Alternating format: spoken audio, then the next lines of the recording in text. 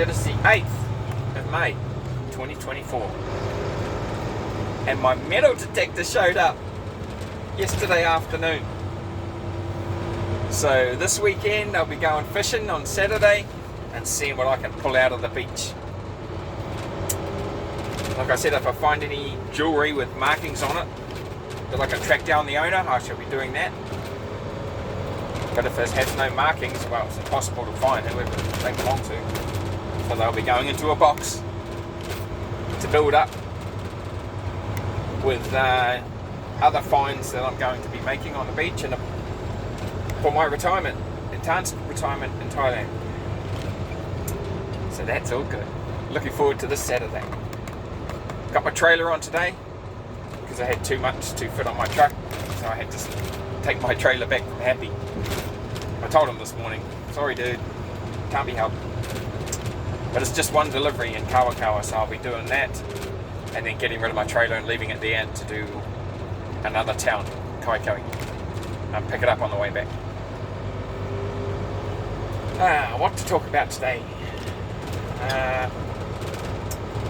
UFOs. I think I mentioned it before in one of my previous videos. Tan and I saw one shaped like one of those hexagonal black dumbbells you see in the gym. It was as big as a motorhome, and it was turning around on its axis, and like just like that, hexagonal, and it was just turning around on its axis, and it was flying against the wind straight over One Tree Hill.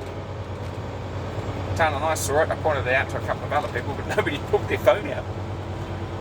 Well, kicked myself up once it was gone. And I've been watching a few videos like that on the internet, on YouTube, and they reckon they're becoming more prevalent now. Maybe it's because people have got phones with them, and so UFOs are captured more often. But the consensus is that it's happening more often. Now, if I was in America in one of those hotspots, I would I'd get one of those bigger drones, right? They can carry, I don't know, about 20 kg. And I would take about 3 or 4 microwaves, ovens apart, and set up the microwave emitters on that drone with enough power to power the microwaves so they shoot out from all directions of this drone that I'm going to send up if I see a UFO. With a few other flashing lights and all of that. Maybe a beam of light coming down from the drone. Because I'm a fisherman. And what you want to capture, you use bait. And that is bait to a UFO. Because it'll be up there and it'll detect my drone sending out all of these microwave beams. And if they are in any way curious, they will nip over and have a look at, what the hell is that thing? We've never detected anything like that in the air before. Let's go take a closer look. And so they would nip over and have a look at my drone spitting out all these microwaves, so I can get a close-up image of the bloody thing. So that would be my bait to attracting a UFO to move closer to my position. Good idea? I think so. Yeah, so if anybody watches this and is in the States in one of those hotspots, do what I've just suggested. Get yourself some bait to attract that UFO to fly closer. There's been some wicked ones I've seen on the internet. And if you believe we're alone in the universe, you're deluded. Because I see God, because I believe in God, as a gardener. And no gardener worth his salt would plant one flower in his garden. And that's what the earth is. It's the flower in the cosmos. But it's not the only flower.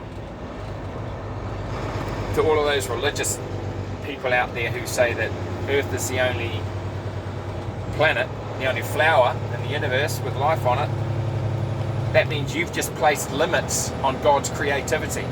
Just by saying that. And love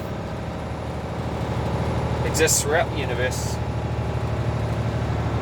And creation exists throughout the universe. Because God really gets off on diverse forms of life. I mean, look at how many we've got on the planet. From microbes, to insects, to mammals, to fish, all different varieties of life that God created. Why would he stop here in his diverse creation of life? He wouldn't. He'd move on to the next galaxy or next solar system and go, what can I do here? So put that in your brain and stew on it for a while. All of you Christians out there who think we're the only planet with life on it. Stifling God's creativity by denying his creativity throughout the universe. And who's to say that evolution doesn't exist? Of course it exists. Environment and the way you live your life changes how you look. You've got black people, Asian people, Indians. Why are all of these different people? Different ethnicities, eh? Because of evolution. People have changed over the hundreds of thousands of years in different areas of the world because of evolution. We are all still brothers and sisters. According to the Bible, we all came from Adam and Eve. What nationality was Adam and Eve? Were they Chinese? Were they black? Were they white? Eh? Who's to say?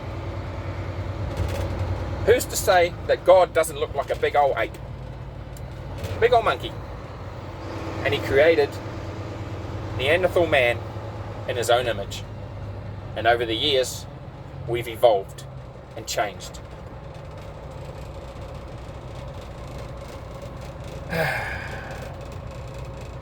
Thoughts to ponder.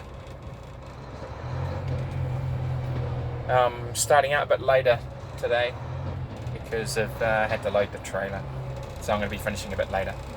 But I don't mind because I've got no reason to get home in a hurry. Tan doesn't have any appointments this afternoon that I have to get back to take her to.